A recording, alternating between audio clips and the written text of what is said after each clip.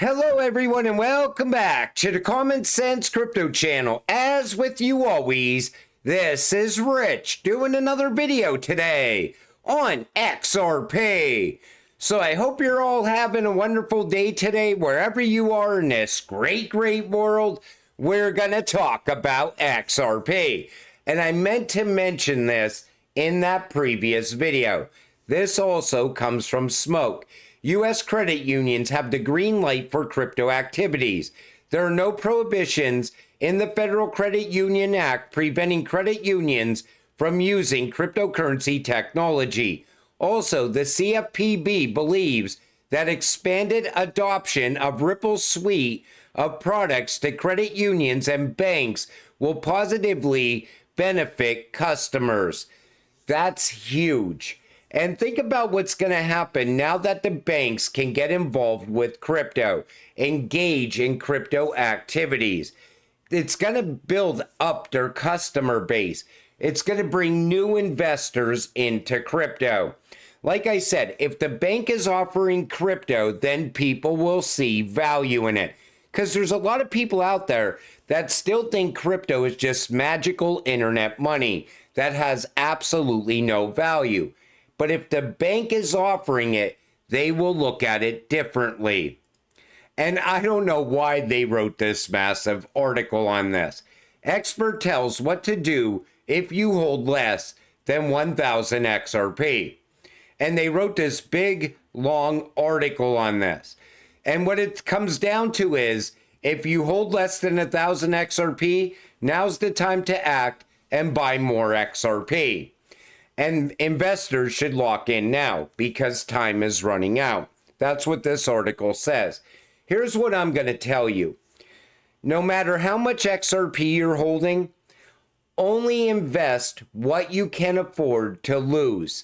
This way you could stay patient. If XRP is going to have a set price put on it, like people keep saying, where it's going to go to $10,000 or $25,000 like an overnight event, as long as you have some XRP, you're going to make a shit ton of money off of your XRP holdings. And I always told you, if you have friends or family members that have 0 XRP, get them in before time runs out. Because the window is eventually going to close on buying XRP. And it's going to hit some crazy numbers in the near future. But I would never tell you to go out there and buy as much XRP as you possibly can and cause you to overinvest. I would never tell anyone to overinvest in crypto. XRP usage across the SWIFT network via ISO 222 payment instructions. Earthport, a global payment network acquired by Visa, specializes in facilitating low-cost cross-border transactions in 190 countries by connecting to local clearing systems.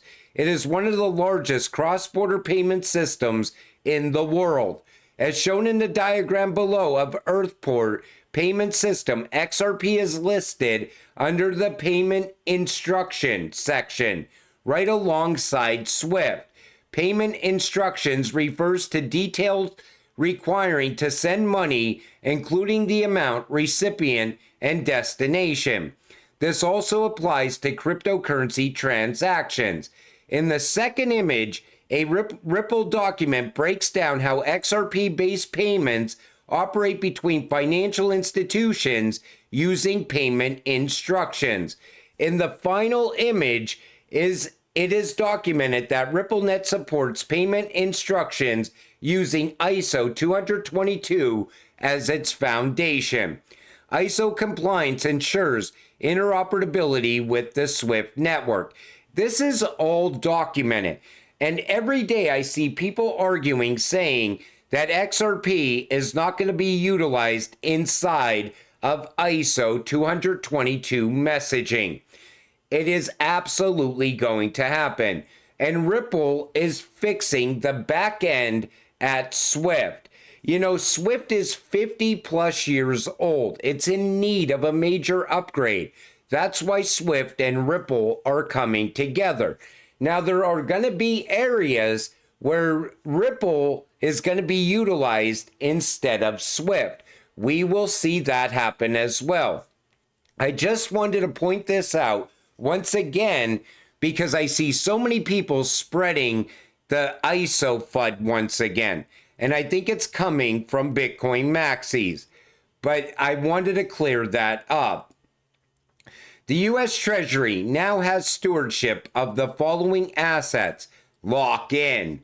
U.S. currency. The Treasury oversees the issuance of physical U.S. dollar notes. Government securities.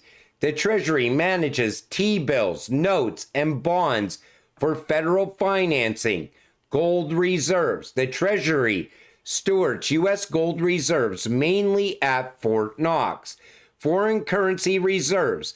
The Treasury holds foreign currencies to stabilize the dollar. SDR, special drawing rights. The Treasury manages U.S. SDRs from the IMF as reserves. Strategic Bitcoin Reserve. The Treasury oversees seized Bitcoin reserves established March 6, 2025. Digital asset stockpile. The Treasury manages forfeited digital assets, including XRP, set up March 6, 2025. Now take notice, SDR, special drawing rights. The famous video, Brad Garlinghouse asking the IMF if they will hold XRP. The reaction says it all. Take a listen. You want to take one? Go for it. The first one's for you. IMF. Do you see IMF holding crypto assets in the future? I did not put that up there. Remember, I'm from the legal department. I'm supposed to be very conservative about these things. I don't want to go into great details about Maybe the IMF. I should take what the IMF is going to do. I think we stunned Ross into silence with that one. For that to happen, okay, under the current legal framework, some country would have to use a crypto asset as its currency.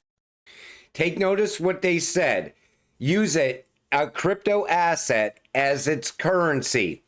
Now, think about XRP as a bridge currency.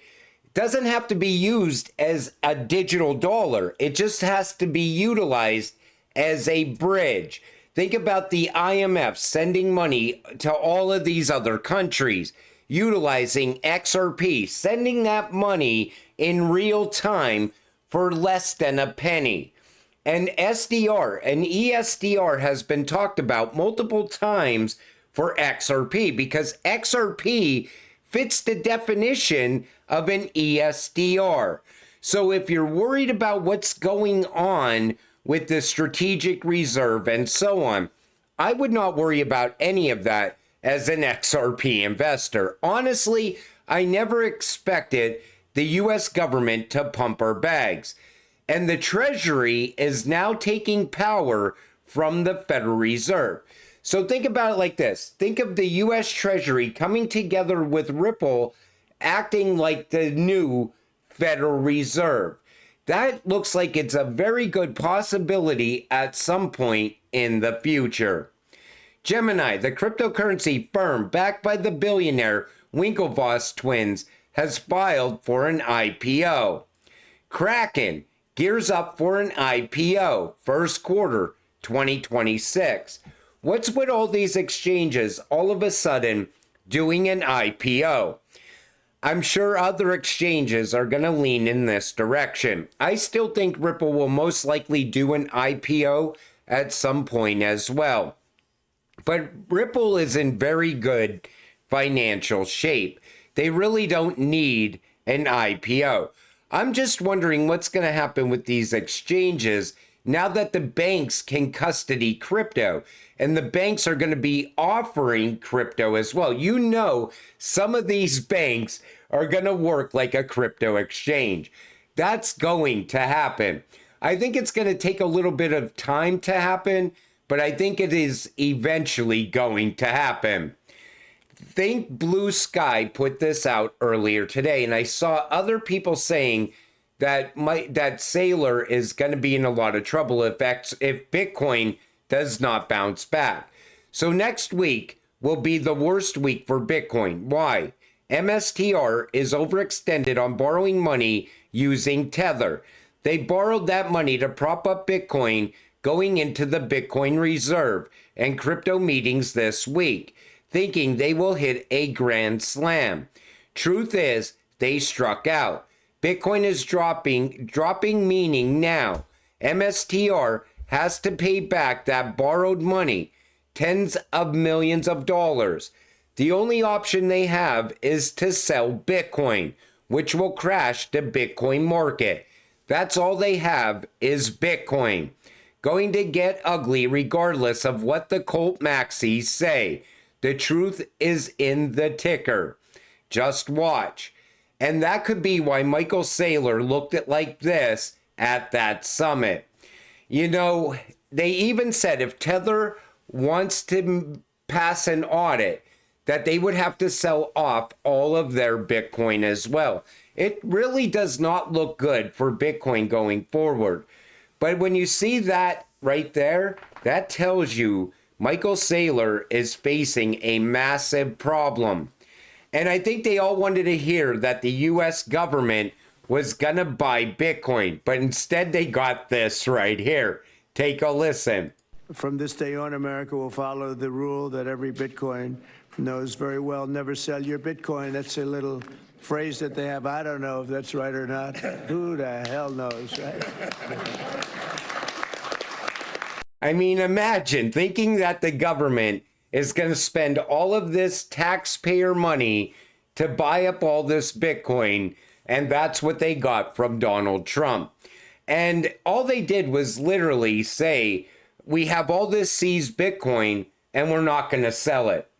And it's the same day as it was yesterday, today, because it made no difference at all. CoinDesk caught up with Coinbase's Brian Armstrong outside the White House. He's hyped to the tune of 1,000 planned hires, and one of the President Trump's crypto officials helped explain why.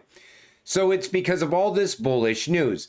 Well, hopefully if he's going to hire 1,000 more people, maybe when XRP hits an all-time high, Coinbase won't magically go down. We've seen that happen every time Bitcoin reached a new all-time high last year.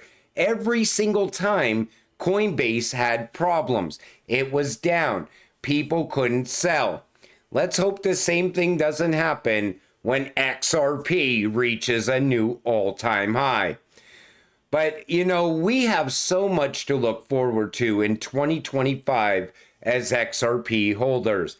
And everything looks like it's building now. And a lot of good things happened at that summit that people just aren't talking about. Everybody's so focused on the negative, but a lot of positive news came from that. Banks can now get involved with crypto. IRS cutting those crypto rules out of the rule book. Most likely going to happen very soon. We'll get an announcement on that. Then going forward, we still have ETFs that could get approved for XRP. The Ripple versus SEC case still coming to an end. But until it all happens, stay patient, stay positive, and let's get rich together. With that said, I'm going to wrap up this video. I want to thank you all for watching. I appreciate all of you. I'll see you in the next one. Have a great night.